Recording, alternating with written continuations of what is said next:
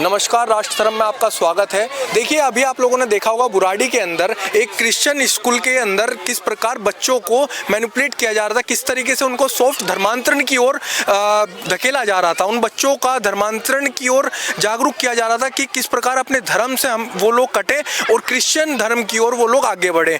तो हमारे साथ YSS संगठन है के जो सदस्य हैं वो लोग मौजूद हैं, जिनके द्वारा उस स्कूल का पर्दाफाश किया गया।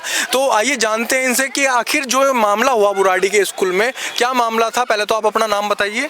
मेरा नाम सागर पाराशर है। अच्छा, तो सागर भाई, क्या मामला हुआ स्कूल में जिस प्रकार वहाँ पे आप लोगों ने इतना बड़ा प्रदर्शन किया, इतनी गैदरिंग वहाँ पर जो एकत्रित हुई, तो ऐसी क्या मतलब इमरजेंसी आ गई थी जो आप लोगों को वहाँ पर जाना पड़ा? देखिए, हमें सूचना प्राप्त हुई और सोशल मीडिया पे वायरल हुआ कि बुराड़ी में एक स्कूल है, mount ओलिवेट secondary school, Sant Nagar में।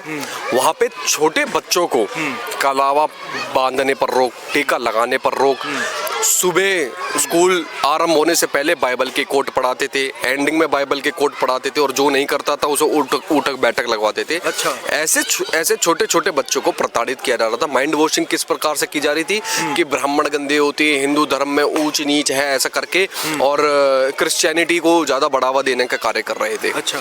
तो जैसी इसकी सूचना हमारे भाई सार्थक भगत जी को और एन टीम को पता चली, तो उन्होंने तुरंत वहां पर जाकर पहले वेरिफिकेशन करी कि भाई एक्चुअल में मुद्दा जेन्युइन है कि नहीं है, क्योंकि हम जो कार्य करते हैं हम रिजल्ट के लिए कार्य करते हैं।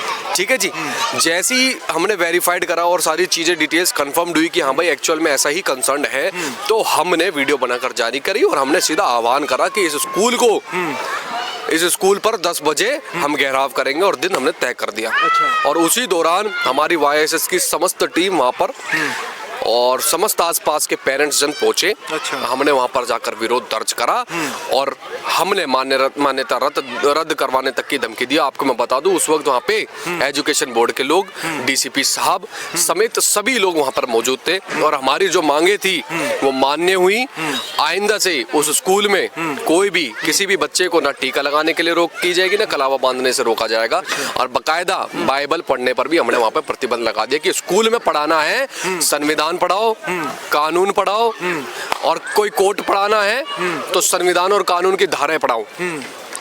और हाँ जी, तो आपसे जानेंगे कि आखिर जो ये क्रिश्चियन मिशनरीज जो इस तरीके से सॉफ्ट टारगेट करते हैं बच्चों को, आखिर इन लोगों का लक्ष्य क्या है? क्यों ये इस प्रकार से उन छोटे छोटे मासूम बच्चों के माइंड को वॉश कर रहे हैं? देखिए, ये जो है ये काम होता है फॉरेन फंडिंग से। अब्राहमिक रिलीजन दोनों, इस्लाम और क्रिश्चियनिटी को यही बताया जाता है कि आपको दूसरे रिलीजन के लोगों को ज़्यादा से ज़्यादा अपने रिलीजन में कन्वर्ट करना है। अच्छा। यही इनका ऑब्जेक्टिव होता है, इसी के बेसिस पे वो कार्य करती है। अच्छा। अब जो क्रिश्चियन लोग हैं इनके पास फॉरेन फंडिंग बहुत अच्छी मात्रा में होती है और इस फॉरेन फंडिंग से आप देखोगे तो स्कूलों के अंदर ही जितने भी ये क्रिश्चियन स्कूल्स हैं इनके अंदर काफ़ी बड़ा डेलीगेशन जो है वो बाहर से आता है और उनको जिनको ये वर्कशॉप के नाम पर लोगों को पढ़ाता है, बच्चों को बताता है कि क्या है जीसस, क्या है बाइबल, ये है कोट, फलाना ढिमकाना, और मैनिपुलेट करता है। देखिए, हमेशा याद रखना कि हार्ड इन्फ्लुएंसिंग जो होती है उससे ज़्यादा खतरनाक सॉफ्ट इन्फ्लुएंसिंग होती है। अगर आपको कोई गर्दन पकड़ के आपको बोलेगा कि तुम क्रिश्चियन बन जाओ तो आप नहीं बनोगे, लेकिन आपको कोई बातों बातों में प्यार मोहब्बत में इस तरीके से बिल्कुल मैनिपुलेट करके अगर करेगा तो आपका विचार करेगा कि यार शायद हो ही जाता हूँ। और वो तो छोटे बच्चे हैं, छोटे बच्चे हैं और वो भी स्कूल में पढ़ रहे हैं। स्कूल का रिलीजन से क्या लेना देना होना चाहिए? अब स्कूल के अंदर आपको पढ़ाना है तो आप साइंस पढ़ाओ, मैथ्स पढ़ाओ, हिस्ट्री पढ़ाओ, ज्योग्राफी पढ़ाओ, पॉल साइंस पढ़ाओ, ये सभी हम पढ़ते हैं और यही बच्चों को मतलब भी है पढ़ने का। वो बच्चों को पता भी नहीं होगा क्या है, क्योंकि हिंदू 90% स्कूल में हिंदू का बच्चा पढ़ता है और हिंदुओं के बच्चों का तो आपको पता ही है कि 15 साल तक के हिंदुओं के बच्चों को तो एक धर्म, रिलीजन, क्रिश्चियन, अब्राहमिक, गोत्र, ये सब कुछ मतलब ही नहीं पता होता। उनको पता ही नहीं होता, उनको अपना ही धर्म नहीं पता होता, पेरेंटिंग ही नहीं होती इस प्रकार की हिंदू की, वो बताए कि भाई ये हमें, ये वो है, कुछ नहीं। तो उन बच्चों के दिमाग में जो पहली चीज डलेगी वो उसको सच मानेंगे। ठीक है। अब ये लोग जो है इन्होंने जगह जगह पे कोट लिखे हुए हैं। कोट जब मैं वहाँ पे गया, वहाँ का मैनेजर मुझे मिला, कह रहा कि बाइबल के कोट हमने लिखे हुए हैं। तो मैंने बोला कि बाइबल के कोट आपने लिखे हुए हैं तो ये तो गलत है ना, कि हम एजुकेशन वाले कोट लिखते हैं। उस कोट के अंदर कुछ एजुकेशन नहीं था, उसके अंदर यही लिखा हुआ था कि अगर आप जीसस से नहीं प्रार्थना करोगे, उनकी नहीं आराधना करोगे तो आपकी लाइफ खतरे में आ जाएगी। इसी तरीके के बाइबल के कोट्स उन्होंने वहाँ पे लिखे हुए थे। और अभी अगर किसी को मेरी बात को वेरीफाई करना हो तो उसी स्कूल के मैनेजर के रूम में जाके देख सकते हो, तो मैं मिल जाएगा पुष्टि करने के लिए अगर चाहिए हो तो। अब बात आती है कि उन बच्चों को वो क्या एकमात्र ऐसा स्कूल है या वो सिर्फ छोटा सा एक ये पार्ट है कि मतलब एक इशू था तो हमने खत्म कर दिया, नहीं, ये तो बहुत बड़ा पैन इंडिया पर ये मॉडल है और हर स्कूल के अंदर यही तरीका है। लेकिन हम सब स्कूलों की हर जगह की जिम्मेदारी नहीं ले सकते, ठीक है। लेकिन YSS जिसकी जिम्मेदारी ले सकता है वो है दिल्ली, ठीक है। अभी फिलहाल के लिए। तो दिल्ली के अंदर किसी भी स्कूल के अंदर, क्रिश्चियन स्कूल के अंदर अगर आपको नजर आता है कि यहाँ पर कन्वर्जन का एजेंडा चल रहा है, यहाँ पे छोटे बच्चों को मैनिपुलेट कराया जा रहा है, या आपसे स्कूल के दौरान कुछ ऐसी प्रैक्टिसेस कराई जा रही है जो आपको लग रहा है कि इसका एजुकेशन से कोई लेने देना नहीं है, हम बिल्कुल कॉन्स्टिट्यूशन के अंडर में रहते हुए आप किसी नॉन क्रिश्चियन बच्चे को फोर्स नहीं कर सकते, ठीक है, एजुकेशन इंस्टीट्यूट के अंदर। ठीक है। अगर पूरे दिल्ली के अंदर किसी भी स्कूल के अंदर, किसी भी क्रिश्चियन स्कूल के अंदर, क्रिश्चियन स्कूल के अंदर हिंदू बच्चों को या किसी सिख बच्चों को किसी भी तरीके की मिशनरीज वर्क करके मैनिपुलेट कर रही है, कन्वर्ट करने का प्रयास कर रही है, तुरंत YSS से रीच आउट करो, YSS की टीम वहां पे पहुंचेगी और इन मिशनरीज के एजेंडा को जड़ से उखाड़ के फेंक देगी।